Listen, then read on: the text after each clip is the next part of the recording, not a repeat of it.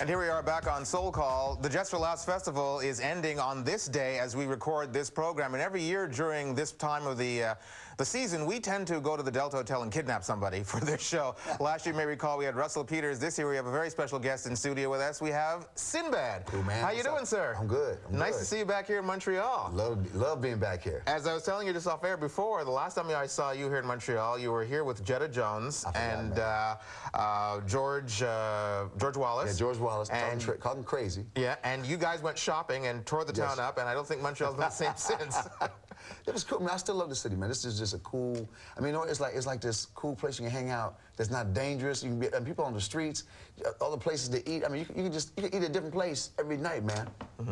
Now, this show caters primarily to our West Indian community, and you tend to tour a lot through the Caribbean, and there's actually a Montreal connection to all of that. Yeah, we actually did. I did 5 soul music festivals. We actually did them all in the Caribbean, in Aruba, Jamaica, St. Thomas. You know, we just had a great time doing that. Now, in St. Martin also. But what happened is, when I came here, the first time I came into Montreal, I'm seeing all the West Indian brothers. Like, oh man, you gotta go to Trinidad. You gotta go down to Jamaica. I left the airport. I was supposed to be going back home. I left the airport from Montreal and made my first trip down to the Caribbean. I was standing at the airport, and the girl who worked behind the counter, girl, you got to go down. I said, look, give me the ticket. Give me the ticket, I'm gone. Nice to make last-minute decisions like that. Man, it was cool.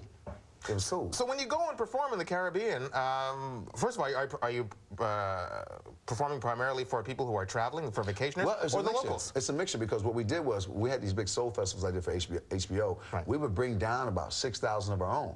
But I was on the island. I would be there a year in advance, getting all the island people ready. So it was for a mixture of everybody. So our shows, we know everybody does the old soul music. So we're doing like Earth, Wind and Fire, you know, Funkadelic and everything. So it was easy. It was everybody. So the cool thing was the American producers who were freaking out, seeing all these brothers and sisters from America and seeing all these brothers and sisters from the island acting like they're all the same people, and that was cool. Well, that's what I want to talk about, because they often talk about the difference between the blacks in the United States and the blacks in Canada, and there's some subtle differences. But what about when you go as a comic to the Caribbean, trying to do your comedy and assimilate with the folks down there? Do they get the same references? Do they understand the same thing? Is it the same?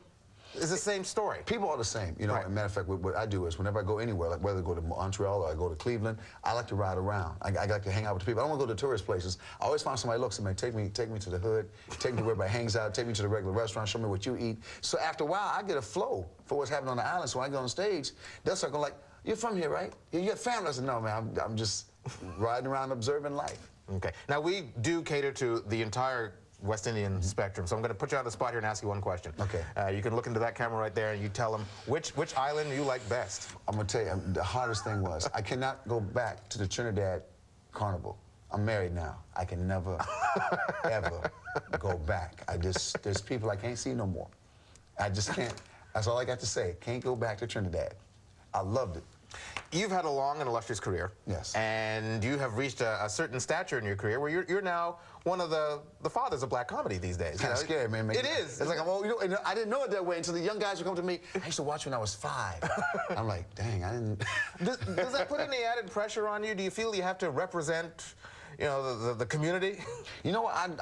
I've always believed we all represent, no matter how old you are. I don't care if you're just getting into the game, you always represent, whether you want to or not. You know, people say, man, I'm not a role model, I'm just me. But you know what? When we are who we are, we're minorities, whether you want to be or not, everybody's judging us on who we are. So I don't care what you do, I don't care what kind of style you do, but don't try to hide from who you are. For me, it was fun to watch the new cats. It's me, because I looked at it, I said, man, I remember I was that aggressive. I remember when I was so excited to come here for the first time, because sometimes you get kind of placated with how you live. And that's why I came up this year. I need that boost again. I said, look, I need to go back to what it's all about because I do it so much, it's almost like, you know how you do in your sleep? It's like a guy like Michael Jordan. After a while, you just got game. You ain't gonna take me out. One of the things I always find very interesting about you, besides, of course, your comedy, which is great, you keep family close. Yeah. You have your family working with you. Yeah, everybody. My family's working with me. I got my brother who's my manager. Now we produce together. My sister who does development. Another sister who does PR. I got a brother, man, does all the video stuff and editing stuff for me. That's great. Now, do you travel a lot together, too, as a family? We used to travel as a troupe. But then after a while, they got really expensive. So no, but everybody got lives now. So my brother came up, but right now, I kind of go off by myself. Because when I started off in comedy, I was by myself. So sometimes I go off by myself. My brother came up on this trip, but I used to hang out by myself now. Right. I was also at a recent show. The Family Guy was doing their show live, and they make reference to you in The Family Guy in the episode they do live on stage. And they said you were a very good sport. Oh yeah, they didn't know I watched the show. He didn't realize. I took pictures. I said, when I got here, I said the one show I got to see is The Family Guy, because my son and I, we love The Family Guy. We love animation. So my son's a little artist. So we were watching. They put this DVD out, and a lot of the shows didn't make the air. And I was on 2 of the shows, and I didn't know they'd use me. I said, dude, if they called me, I'd done the voice. That's great. Yeah. Now, you mentioned you have a son. Yes. Is he going to follow in your footsteps? He's like my daughter's crazy like me. I got an 18-year-old daughter. She's the one that's nutty like me. But I don't want, as far as comic, I don't think so. But she's a great writer.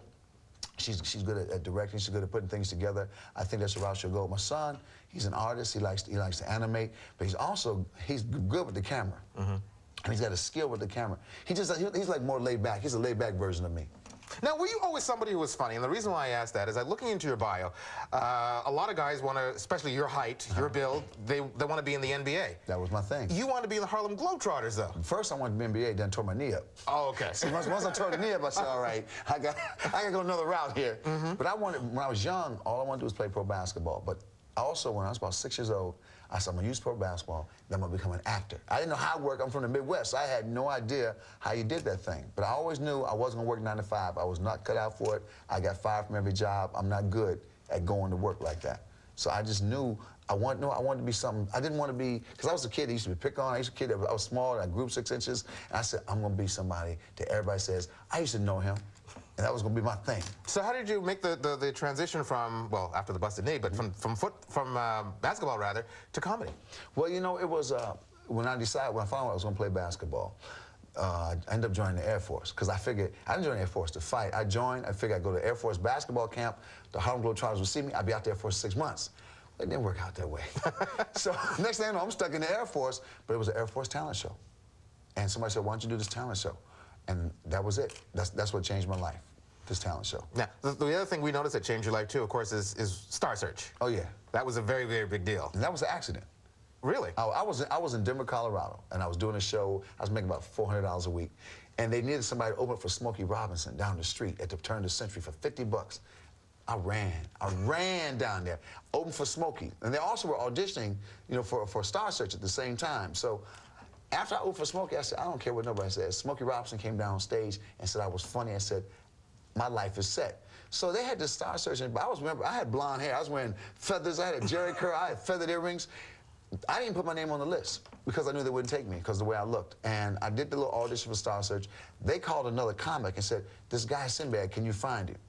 And he ended up calling me and said, like, man, Star Search. I thought they were calling me. They're calling for you. And that's how I did it. And then, of course, after that, people saw you on A Different World. Yeah. How did Mr. Cosby find you? That's how Cosby found me. I know I found him. Okay. So I've been chasing Cosby for like 3 years. And then when they were doing the spinoff to do A Different World, I knew they used a comic to warm up the studio audience. They have an audience, you know, in the theater, and you warm them up. Well, I lied and told him this is what I do. And he caught me in my lie. He said, man, dude, he said, I'm going to give you a shot, but you better be funny. So after I did that, he put me on The Cosby Show, and then he put me on A Different World. And the rest, as they say, is history. Yeah. Now, you have a series of CDs out. I remember your first one. I think it's your first one. Was it Brainwashed? Brain Damaged. Brain Damaged. Brain Damaged.